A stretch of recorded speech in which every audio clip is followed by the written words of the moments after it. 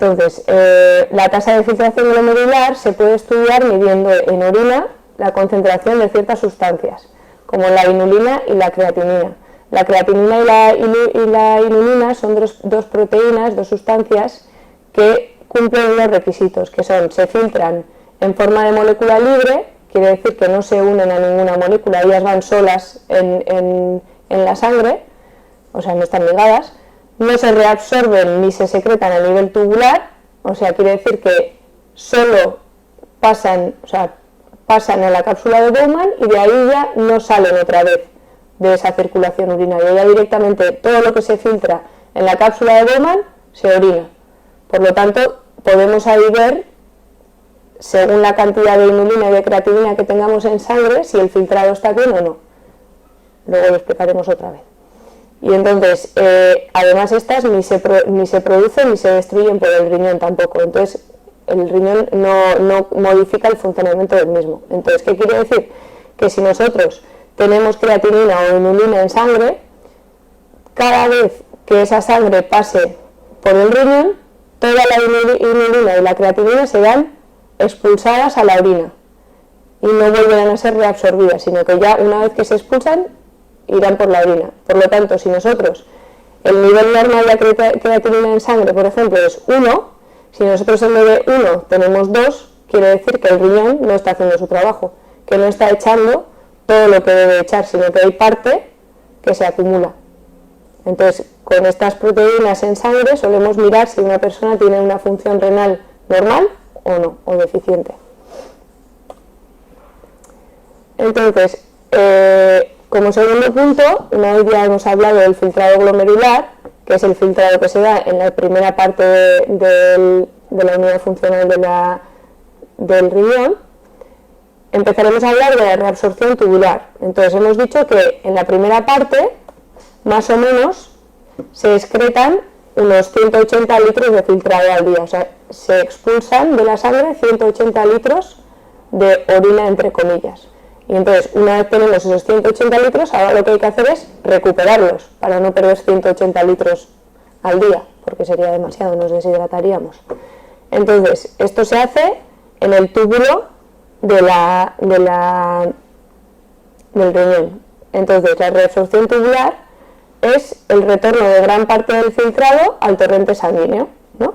Las sustancias imprescindibles para el cuerpo, como el agua, la glucosa, los aminoácidos, las vitaminas, parte de la urea, los iones sodio, potasio, calcio, cloro, fosfato, abandonan los túbulos de las nefronas y ingresan de nuevo en los capilares que hay alrededor de los túbulos, atravesando las paredes y ambas estructuras.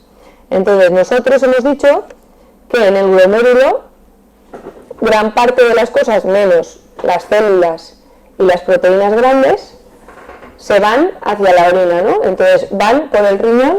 Aquí vemos la estructura un poquito, vemos aquí lo que hemos visto antes, que es el glomérulo. Se ve muy pequeño, igual no se aprecia.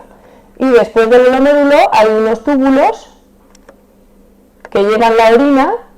En esta parte hay unas modificaciones en la orina y lo que va por aquí ya se va a la vejiga, bueno, a los uréteres, a la vejiga, y ya es parte de la orina. Pero en el camino pasan muchas cosas. Entonces, una vez primero hemos filtrado como hemos dicho, los 180 litros, ahora lo que hay que hacer de esos 180 litros es recuperar parte. Entonces, eso se hace, por ejemplo, en un principio en el túbulo proximal. Entonces, llega aquí el túbulo proximal, llegan todas las sustancias que han pasado a la cápsula de Bowman, y de aquí, en el túbulo proximal, hay algunas sustancias como el agua, el sodio, el potasio y otras que volverán a la sangre, a los capilares del riñón, para volver a la circulación general, ¿sí? Entonces,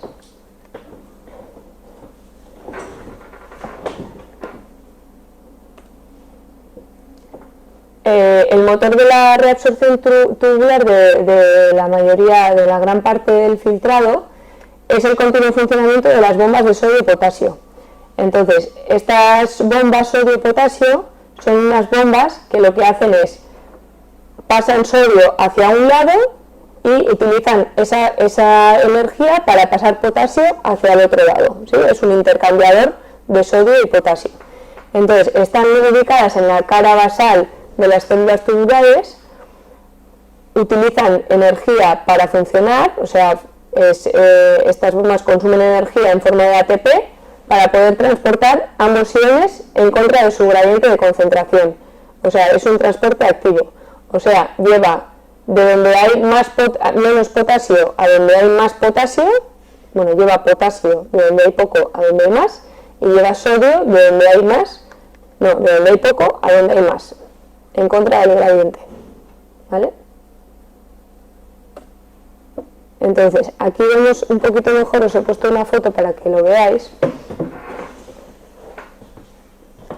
Entonces, en el riñón, si lo miramos con un microscopio, tendríamos un montón de estas estructuras, ¿sí?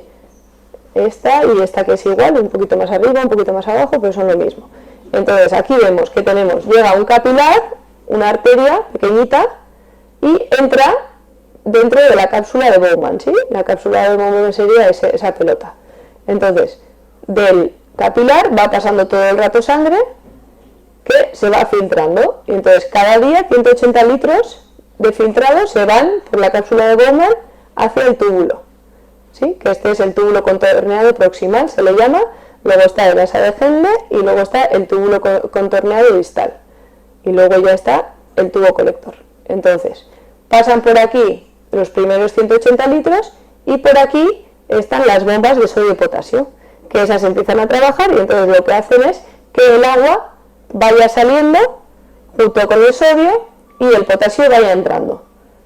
Entonces van así bajando y se van intercambiando algunas sustancias. Entonces la reabsorción del 99% del filtrado sucede a todo lo largo del túbulo renal y especialmente en el segmento contorneado proximal, o sea, en la parte moradita que se ve, ahí pasa el 80% del filtrado. Mientras que el ajuste preciso del volumen y la composición de la orina definitiva se efectúa en el túbulo contorneado distal. O sea, lo que hace primero es reabsorber agua, la mayoría del agua, y luego ya en la zona roja es donde ya se mira exactamente cuánta cantidad de sodio, de potasio y de cloro se va a excretar y cuánta se quiere guardar, dependiendo del uso que se hace en ese momento, o sea, la utilización del cuerpo, del sodio y el potasio. Cada día excretaremos lo mismo que comemos, o más o menos lo mismo. Entonces, el tercer punto, aquí sería la reabsorción tubular, que quiere decir que pasamos desde la orina hacia nuestro cuerpo, y el tercer punto sería la secreción tubular, que es al revés. Entonces es la transferencia de materiales desde la sangre de los capilares peritubulares y de las células de los túbulos renales hasta el líquido tubular, con el objetivo de regular la tasa de dichas sustancias en el torrente sanguíneo y de eliminar desechos del cuerpo. Lo que hemos dicho en la primera parte, en el túbulo contorneado proximal, reabsorbemos, pasamos desde la orina hasta la sangre muchísima agua y mucho soluto, y luego en la parte distal lo que hacemos es los últimos ajustes de cuánto sodio, cuánto potasio vamos a excretar. Entonces las principales sustancias secretadas son los protones, el hidrógeno, el potasio y los iones de amonio. Y luego aparte la creatinina, que hemos dicho que es una proteína que sale entera, una sustancia que en el momento que sale en la cápsula de Bowman sigue hasta la orina, que no hay ninguna reabsorción, y ciertos fármacos como la penicilina, que también se excretan en esa parte del riñón. Entonces, esto sería la estructura funcional del riñón. Entonces, aquí vemos que tenemos unos capilares, unas arteriolas pequeñitas, que se meten dentro de la cápsula de Bowman y luego van por todo el túbulo contorneado proximal y luego ya pasan a ser venas en el túbulo contorneado distal. Entonces, ¿qué hace aquí? Va la sangre, entra por aquí, se filtra en la cápsula de Bowman, que se filtra la mayoría. Entonces, aquí lo que hacemos es reabsorber la mayoría de agua y de otros solutos, se vuelve para abajo, aquí seguimos quitando agua y cuando llega a la parte distal, que es el contorneado distal, lo que hacemos es ajustar las pequeñas variaciones de sodio, potasio y de otros solutos, para que ya al final de la orina llegue aquí la cantidad de agua necesaria y la cantidad de soluto necesario para excretar en la orina. Entonces ahora vamos a mirar parte por parte qué pasa en cada sitio. Entonces vamos a empezar por el glomérulo renal. Entonces hemos dicho que aquí se filtra toda la sal, o cloruro sódico, que es lo mismo, y el agua del plasma a razón más o menos de 120 mililitros por minuto. Entonces, en los 180 litros de filtrado producidos diariamente, hay 1,5 kilos de sal, del que solo expulsaremos el 1%. Entonces, luego tenemos el túbulo contorneado proximal, que hemos dicho que se reabsorbe el 75% de sodio por transporte activo a través de las bombas APPasa de sodio-potasio. Entonces, una proporción similar de iones cloro le sigue por la diferencia de cargas eléctricas, porque uno es positivo y otro es negativo, entonces el cloro va unido al sodio. Como hemos dicho, la sal es NaCl, sodio cloruro sódico, entonces van los dos juntos, y el agua acompaña a ambos siguiendo un gradiente osmótico. Lo típico que se dice que la sal aumenta la retención de líquidos, pues es verdad, la sal lleva el agua.